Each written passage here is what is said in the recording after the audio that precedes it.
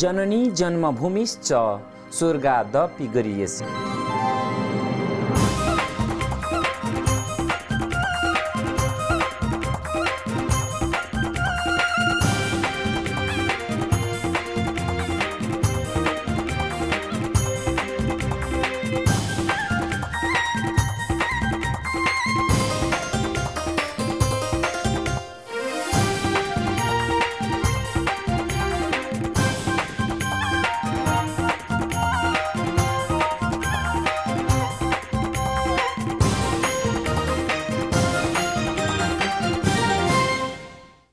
Good morning and welcome to Sagarmatha Television, the first Nepali television program ever to be produced and broadcasted outside of Nepal.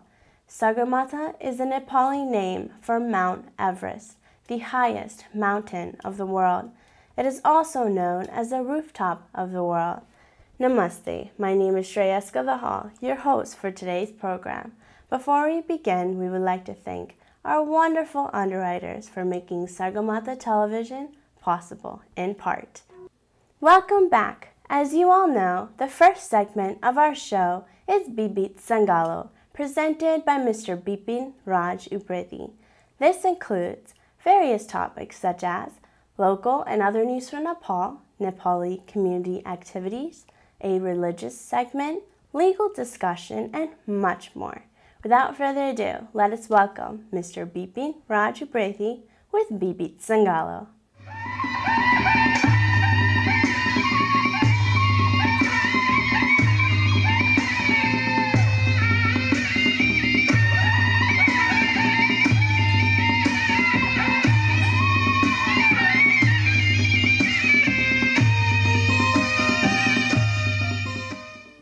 मेरा लागि मर्छु भन्थ्यौ, मेरै पूजा गर्छु भन्थ्यौ, बास यता सर्छु भन्थ्यौ, सबै दुःख हर्छु भन्थ्यौ, आँसु धेरै बगे आमा, मन पोल्छ मुटु जल्छ, रक्त कुण्ड तर्छु भन्थ्यौ, लाली उषा छर्छु भन्थ्यौ, दृष्टि छैन आज मेरो, आफ्नै बस्ती भुल्यौ सुन्छु, पाखो बारी चर्छु भन्थ्यौ, मेरै भर पर्छु भन्थ्यौ, आमा तिमी माटो भयो, कुल्ची हिँड्ने बाटो भयो, फूल रोपी भर्छु भन्थ्यौ, नत्र आफै झर्छु भन्थ्यौ, फूल रोपी भर्छु भन्थ्यौ, नत्र आफै झर्छु भन्थ्यौ।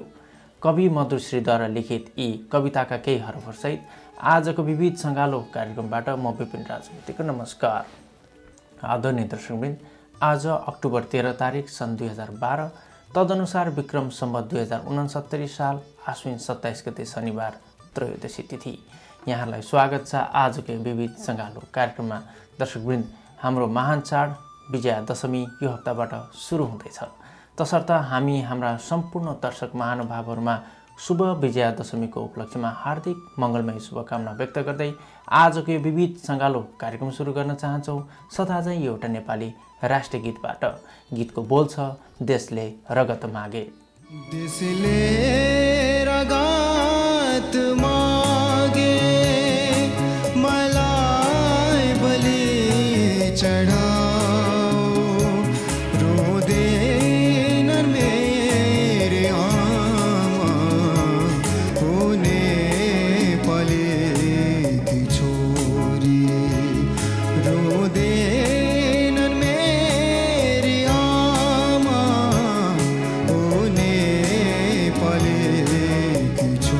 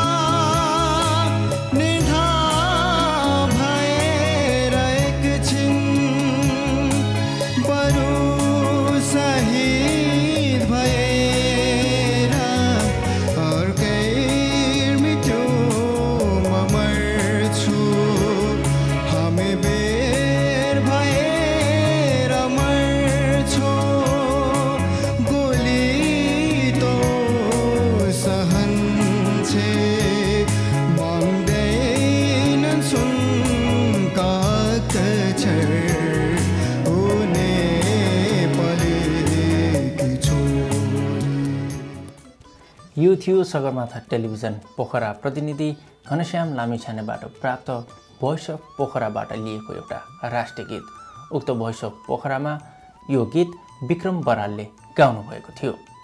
आदरणीय दर्शकवृन्द, सगरमाथा टेलिभिजन नेपालको इतिहासमा विदेशमा चलेको सबैभन्दा पहिलो नेपाली टेलिभिजन कार्यक्रम हो। सगरमाथा टेलिभिजन इस्वी सम्मत 1996 वर्ल्ड भ्यू टेलिभिजनमा प्रसारण भई अहिले एमएचजी नेटवर्क्सबाट यस डीसी क्षेत्रमा नियमित रूपमा प्रसारण भइरहेको छ, जुन स्याटेलाइट मार्फत अमेरिकाभरि र वेबसाइट मार्फत संसारभरिका दर्शकहरू सामु पुगेको छ।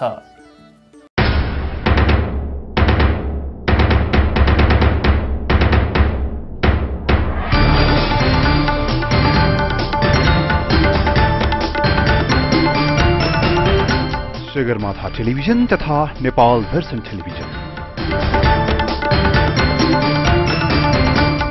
अब एकैसाथ नयाँ समयमा यही नोभेम्बर 4 तारिकदेखि हरेक आइतबार दिउँसो 12:30 बजे।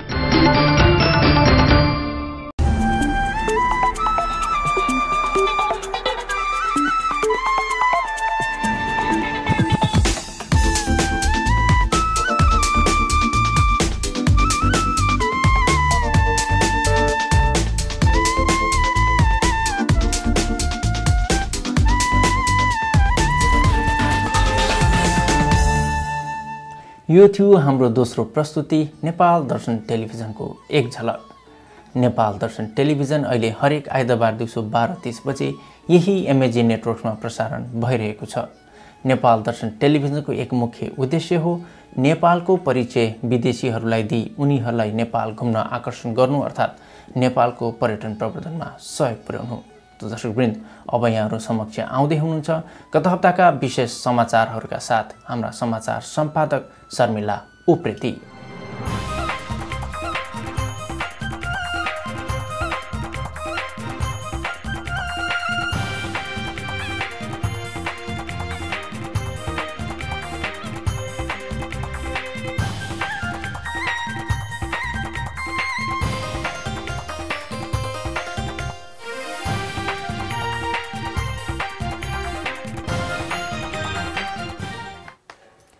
नमस्कार, सगरमाथा समाचारमा यहाँहरूलाई स्वागत छ। म शर्मिला उप्रेती आज पनि गत हप्ताका समाचार सारका साथ उपस्थित भएकी छु। अब लागौं खबरहरूतर्फ। नेपाली कांग्रेसका वरिष्ठ नेता शेरबहादुर देउवा र उपसभापति रामचन्द्र पौडेल संविधान सभा पुनर्स्थापनाका लागि लबिङ गरिरहेको बेला कांग्रेस सभापति सुशील कोइरालाले नेपाली कांग्रेस संविधान सभा पुनर्स्थापना पक्षमा नरहेको बताउनु भएको छ। उहाँले राष्ट्रिय सहमतिको सरकार निर्माण नभएसम्म मुलुकमा विद्यमान गतिरोध अन्त्य नहुने सभापति कोइरालाको धारणा छ। माओवादी अध्यक्ष प्रचण्डले सहमतिपछि मात्र सरकार छोड्ने बताउनु भएको छ। संविधानका विवादित विषयहरूमा सहमतिका लागि पहल गरिरहेको बताउँदै संविधानमा सहमतिको अर्थ भनेको निर्वाचनमा नजाने भन्ने लगाउनु नहुने बताउनुभयो। निर्वाचन अन्तिम विकल्प हो उहाँले भन्नुभयो।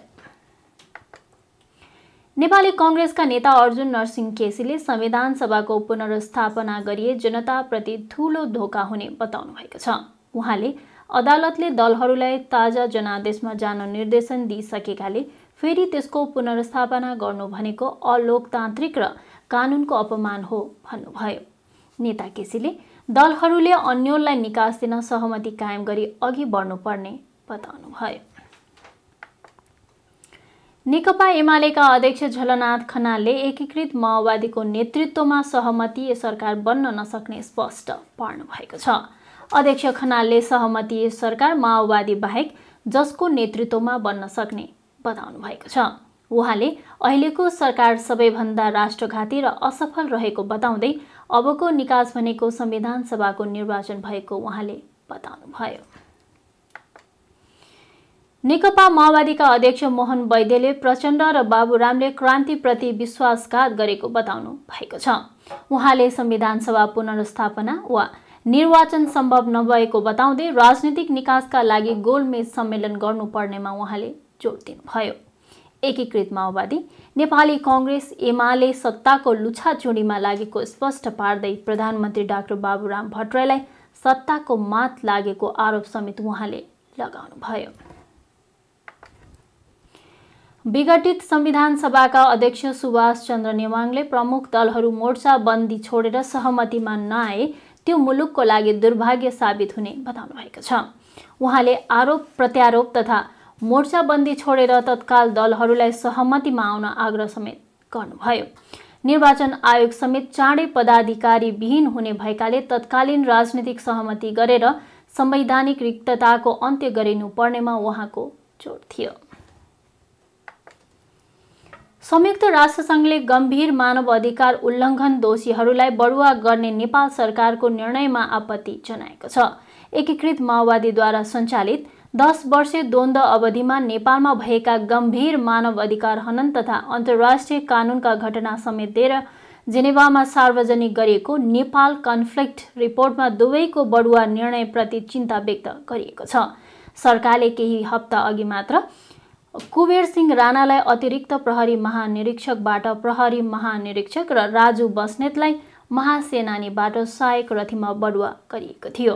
राणा र बस्नेतमाथि द्वन्द्वकालमा गैर न्यायिक हत्या गरेको आरोप छ। अब पालो स्थानीय खबरको।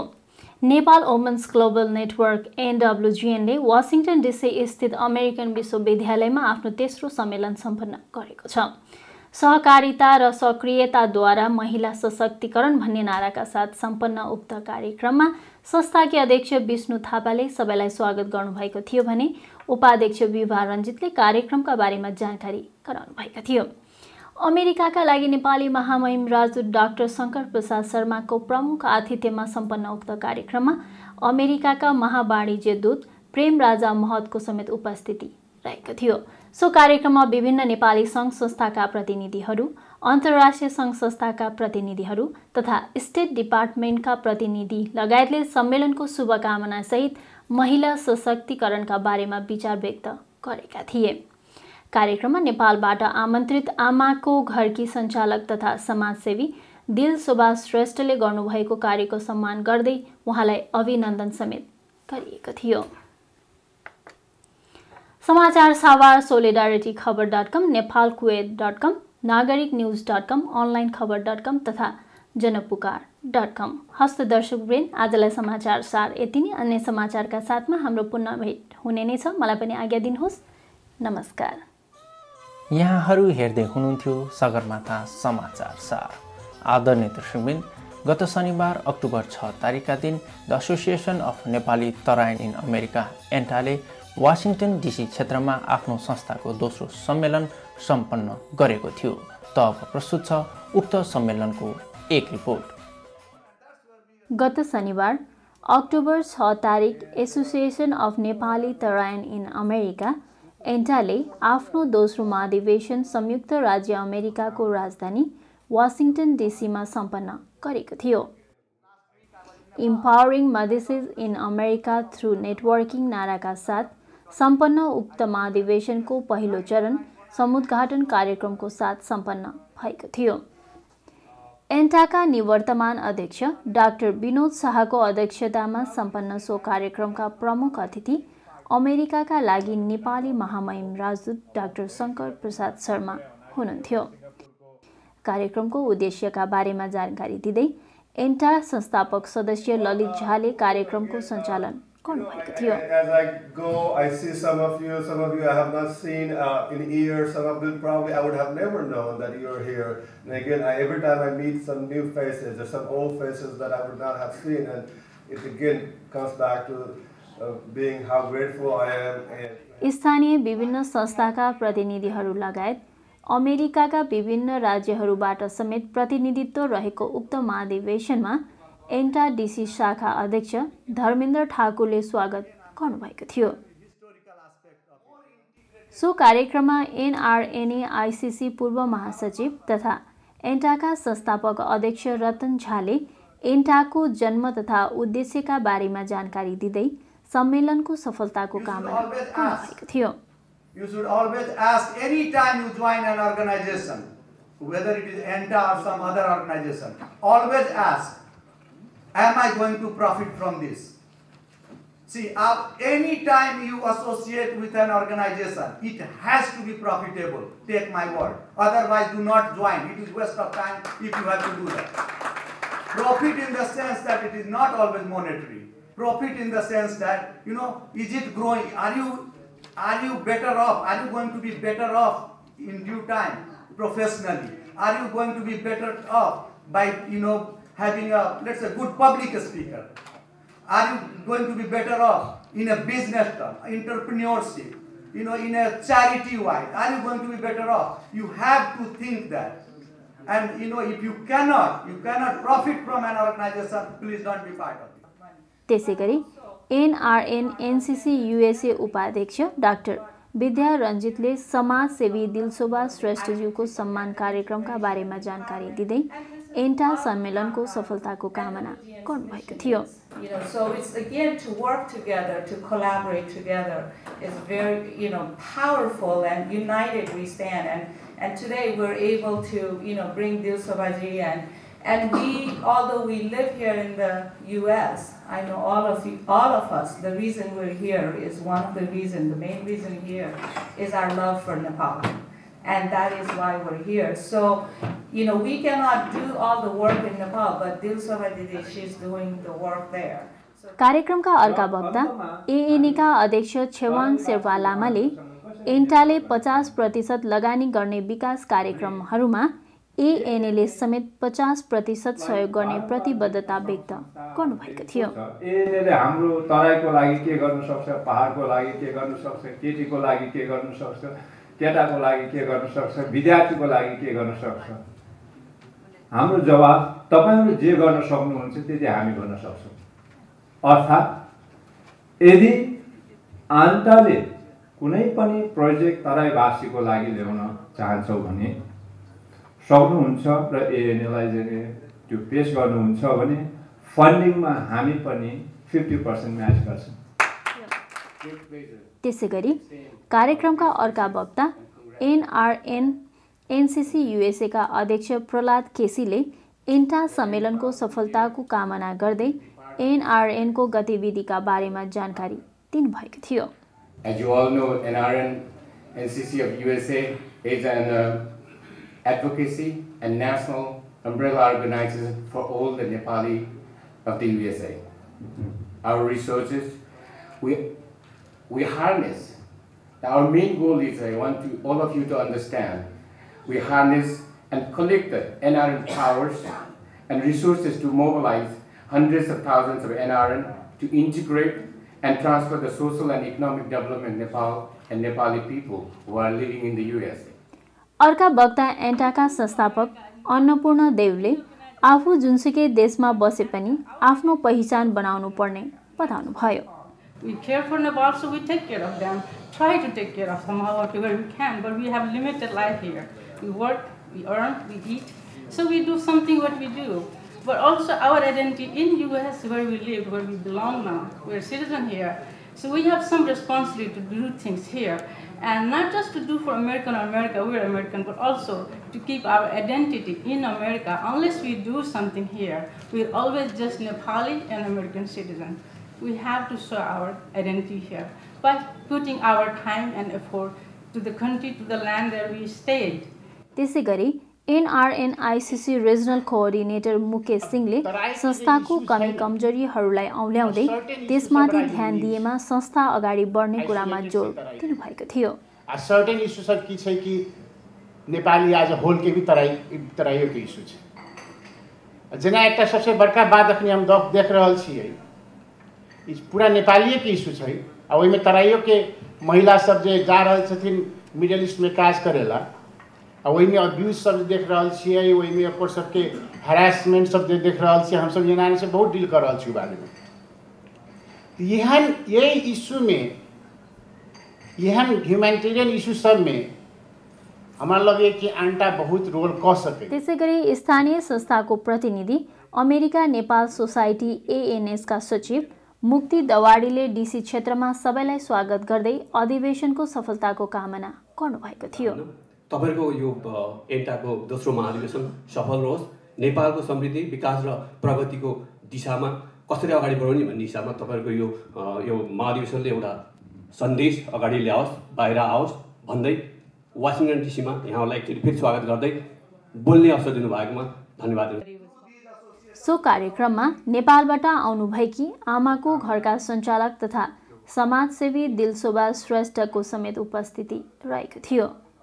समाजसेवी श्रेष्ठले आफ्नो एकल प्रयासमा सुरु गरिएको आमाको घरमा सडकमा रहन बाध्य वृद्ध आमा बाबु तथा टुहुराहरूलाई तातो न्यानो र माया दिएको कुरा भन्दै सहयोग पाइरहेको र सहयोग गर्नुहुन सबैलाई आह्वान गर्नुभएको थियो। धेरै प्यारालाइसिसहरू छन्, धेरै आँखा नदेख्नेहरू छन्, 6-7 जना आँखा नदेख्ने लाटालाटी फालेकोलाई मैले लगेर आफ्नै घरमा मैले माया न्यानो टाटो दिन्छु। मऱ्यो भने आफै एक्लैले लिएर गएर लास चलाएर आउँछु। सायद तपाईँहरूले पत्रिका टिभीहरूमा हेर्नुभएको होला, हेर्नुभए पनि हुन्छ। आमाको घर भनेर वेबसाइट पनि खोल्नुभएको छ, त्यसमा हेर्नुभए पनि हुन्छ। आजभोलि जन्मदिन भनेर, तिथि भनेर, आमा बाबुको नाउँमा भनेर एक बोरा चामल भए पनि आज मेरो आमाको नाउँमा भनेर के चाहियो भन्नुहुन्छ, कोहीलाई साबुन सरफ माग्छु, त्यसरी नै चलिरहेको थियो, चलिरहेछौँ। तर अहिले यसपालि चाहिँ धेरैजनाले सहयोग गर्नु खुसी लाग्यो। यति मात्रै नभएर अब चाहिँ मैले चाहिँ आमा घरलाई लास्ट समय म नभए पनि चल्ने गरेर चाहिँ 1 करोड जति जम्मा गरेर चाहिँ त्यही पैसाले आमा बालाई चाहिँ पाल्न सक्ने, म नभए पनि कोही गएर पनि चलाउन सक्ने गर्ने मेरो इच्छा छ। सो अवसरमा एन्टाका तर्फबाट श्रेष्ठलाई $101 सहयोग गरिएको थियो। सोही अवसरमा संस्थाले प्रकाशित गरेको स्मारिका महामहिम राजदूतले विमोचन गर्नुभएको थियो भने स्मारिकाका प्रमुख सम्पादक अमित शाहले महामहिम राजदूत तथा संस्थालाई धन्यवाद दिनुभएको थियो। कार्यक्रममा प्रमुख अतिथि महामहिम राजदूत डाक्टर शर्माले वर्तमान नेपालको समस्याहरूको बारेमा उल्लेख गर्दै राजदूतावासले सदैव सहयोग गर्ने प्रतिबद्धताका साथ एन्टाको प्रगतिको कामना गर्नुभएको थियो। म धेरै सिङ्गापुरमा काम गरे हुनाले एउटा सिङ्गापुरको प्राइम मिनिस्टर, पुरानो prime minister Lee Kuan Yule भनेको जहिले पनि सम्झिन्छु। यो सिङ्गापुर चाहिँ स्ट्राटेजिक लोकेसनमा भएको हुनाले after 1965, after it was became independent, they emphasized on English education and English became compulsory. अब 30-35 वर्षपछि ली कुआन यूले रियलाइज गर्नुभयो कि यो अङ्ग्रेजी भाषा मात्रै जानेर त हुँदो रहेछ, आफ्नो आइडेन्टिटी, आफ्नो कल्चर, आफ्नो ल्याङ्ग्वेजको बारेमा जानेन भने ट्रेडिसनहरू थाहा हुँदैन, आफ्नो हेरिटेजको बारेमा उसले पढ्न सक्दैन, रिसर्च गर्न सक्दैन भनेर स्पिक म्यान्डरिन भन्ने क्याम्पेन फेरि पछि 35-40 वर्षपछि रियलाइज गरेर सुरु भयो।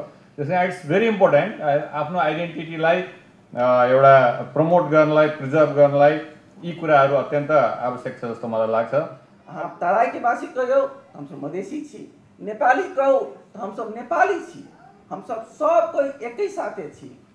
बाहर एलिए हम सब तो अमेरिकन भ गेल छी, लेकिन कतौ जाए घर छोड़ के नहीं जा सकम। लौटब कता घर हुए हवा मधेश और नेपाल। तो हम सब एहि बात के लगी कटिबद्ध छी कि मधेश डेवलप करते तो नेपाल डेवलप करते, नेपाल सुखी होते हम सब मधेसी तराईवासी सब सुखी रहबै। यी दुई चीज अलग नहीं भ सकै। समुद्घाटन कार्यक्रमको अन्त्यमा अध्यक्ष डाक्टर विनोद शाहले एन्टाले गरेका कार्यक्रमका बारेमा जानकारी दिँदै त्यहाँ उपस्थित सम्पूर्ण महानुभावहरू, कार्यक्रमलाई सहयोग पुर्याउने सबै व्यक्तिहरू लगायत सञ्चार माध्यमहरूलाई समेत धन्यवाद दिनुभएको थियो। कार्यक्रमको दोस्रो चरणमा विभिन्न विषयका फोरमहरू समेत समावेश गरिएका थिए। सोही साँझ रात्रिभोज, सम्मान तथा सांस्कृतिक कार्यक्रमको आयोजना गरिएको थियो, जसको सञ्चालन अमित शाहले गर्नुभएको थियो।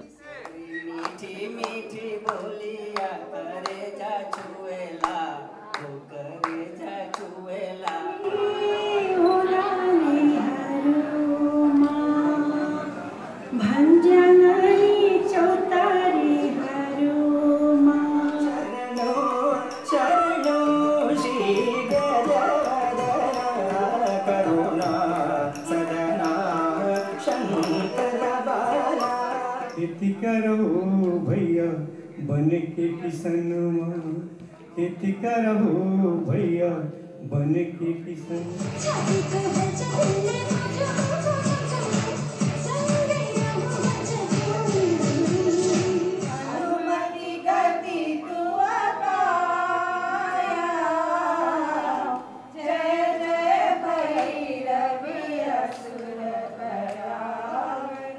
कार्यक्रममा यस वर्षको एन्टा फ्रेन्डशिप अवार्ड सगरमाथा टेलिभिजनका संस्थापक रामचन्द्र खरेललाई प्रदान गरिएको थियो भने अन्य एन्टामा महत्त्वपूर्ण योगदान पुर्याउने व्यक्तित्वहरूलाई समेत सम्मान गरिएको थियो।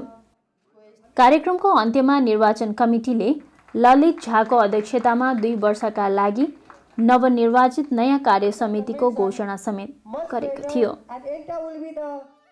यो थियो the association of Nepali Terain in America एन्टाको दोस्रो सम्मेलनको एक report.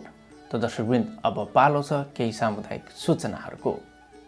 America Nepal women's association of greater Washington डीसीद्वारा सञ्चालित निशुल्क स्वास्थ्य शिविरमा डाक्टर महेश्वर वैद्य, डाक्टर शर्मिला अर्याल, आर्यन मन्जु सङ्ग्रौला तथा आर्यन सुनिता श्रेष्ठ सहितको टोलीले निशुल्क स्वास्थ्य सेवा उपलब्ध गराइरहेको हुँदा उक्त सेवाको उपयोग गर्न यस स्क्रिनमा भएका नम्बरहरूमा सम्पर्क गर्नुहोला।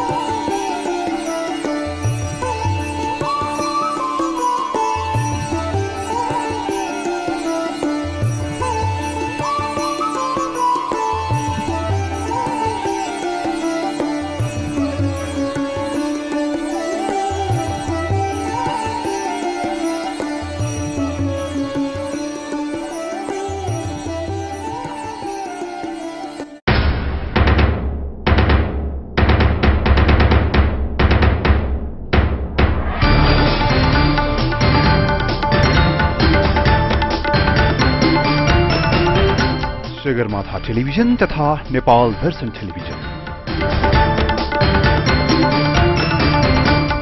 अब एकैसाथ नयाँ समयमा यही नोभेम्बर 4 तारिकदेखि हरेक आइतबार दिउँसो 12:30 बजे। नमस्ते, म सरिसा अलिकति तपाईँहरू हुनुहुन्छ सगरमाथा टेलिभिजन।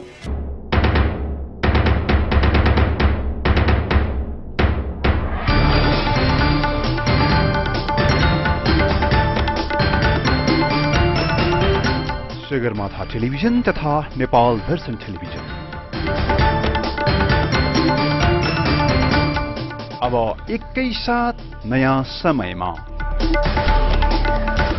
यही नोभेम्बर 4 तारिकदेखि हरेक आइतबार दिउँसो 12:30 बजे। Namaste, I'm Risa. You're watching Sagamatha Television. Now it's time for our legal discussion with Mr. Ali Azar and Alfredo Asin, attorneys at law from the law office of Lewis and Associates in Falls Church, Virginia. Let's hear what they have to discuss today.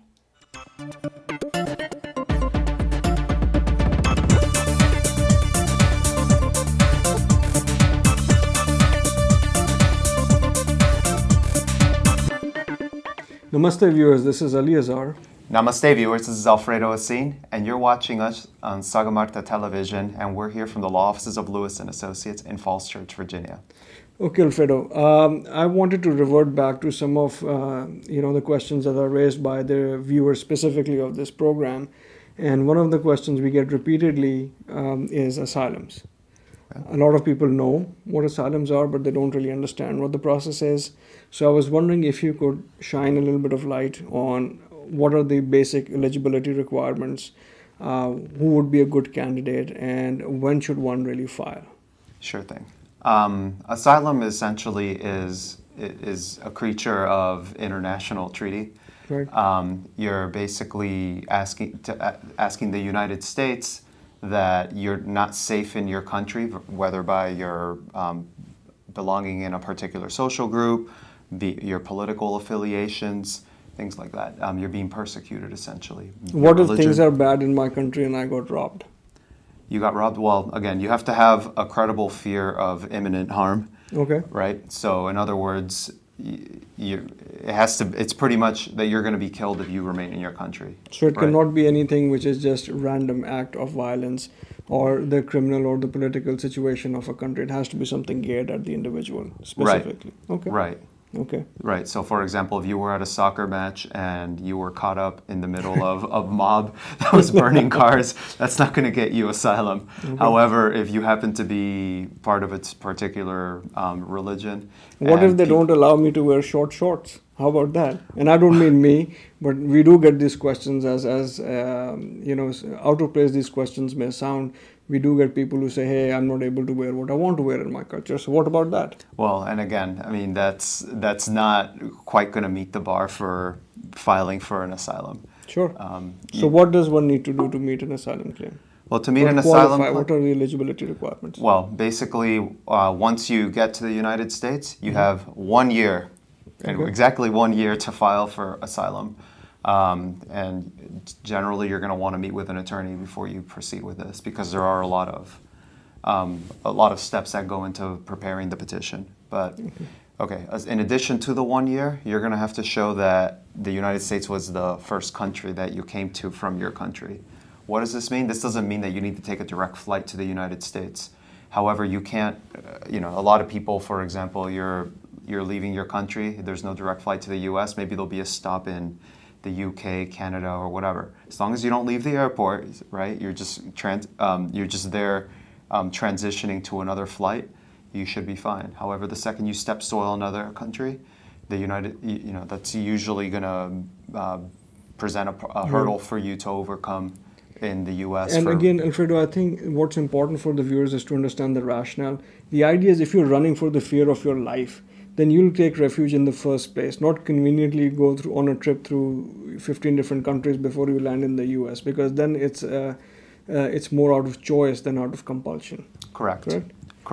And again, as Ali was saying, right, you're seeking asylum, you're seeking basically help from your persecutors. You need the United States or whatever country you're applying to protect you. What about if my application is pending? Can I get work authorization? Can I go to school? What do I do?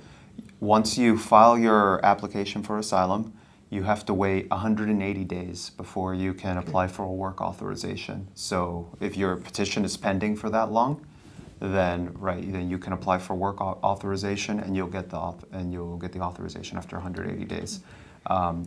Generally, you have an asylum interview before that, right? And we don't quite reach that that number, but right. At least these days, the important thing is, I've been saying on this program with Mr. Lewis, I know he's been saying it, and you've been saying the same thing for quite some time now, that it's very easy to prepare a form and fill out a form, and most people think immigration is nothing more than just a bunch of forms, and that is partially true. However, these actions, these statements, these signatures and representations have an impact on your immigration history. Filing a form is easy, but asylums are very, very carefully crafted applications. There's a stringent set of requirements that are in place. There's stringent eligibility requirements, and when we meet with clients in our office, we spend the first X amount of hours trying to figure out whether the person even qualifies. And a lot of times, these are very selective applications. Not everybody qualifies. So it's important to consult competent counsel. It's important to talk to people, sometimes even get a second opinion to see where you stand. I think we are just about running out of time on this particular segment. So viewers, this is Ali Azhar. And this is Alfredo Hussein. Saying goodbye and God bless for now. Thank you. Well, viewers, that's all for today. We hope you've enjoyed this episode of Sagarmatha Television. Don't forget to watch Nepal Darshan Television every Sunday at 12:30 p.m. right here on MHZ Networks. Now, we'd like to conclude today's episode with this wonderful Nepali dance. See you all next week. Until then, I'm Shreyas Gadahal saying goodbye and namaste.